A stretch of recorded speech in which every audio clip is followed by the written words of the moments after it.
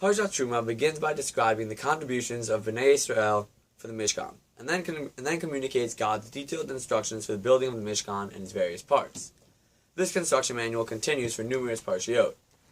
The actual commandment for building the Mishkan states, "V'asu li mikdash v'shachanti b'torcha," and you shall make for me a sanctuary, and I will dwell among them. The very famous question that is raised by many Mefarshim on this pasuk is one that us modern-day shulgoers might not have picked up on.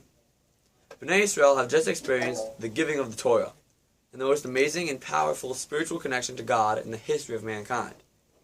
Why do they need a special place to house God's presence? Isn't each individual worthy to have the Shekhinah rest upon him? What exactly is the function of the Mishkan?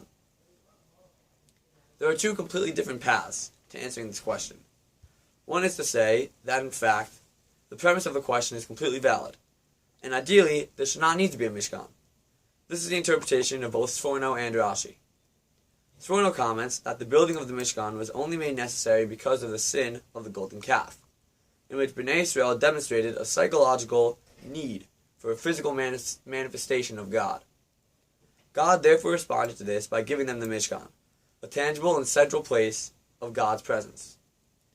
Rashi adds that since, according to him, the Torah is not written in chronological order, the sin of the calf actually occurred before this parsha, even though it is relayed in Parshat Kitisa. The second approach to answering this question is to say that the Mishkan actually is the ideal, and was always meant to be constructed, regardless of the actions of Bnei Israel. This is the interpretation taken by the Ramban, who comments that the redemption of Bnei Israel was not complete until after they left Egypt, nor after they were given the Torah, but rather after they built the Mishkan. He sees the Mishkan as representative of the revelatory experience at Har Sinai, and elucidates at length the symbolic meaning of each of the various kalim in the Mishkan. Of Hirsch, following the path of the Ramban, notes the interesting phraseology of the verse, "V'asu li mikdash v'shachanti b'torcham," and you shall make for me a sanctuary, and I will dwell among them.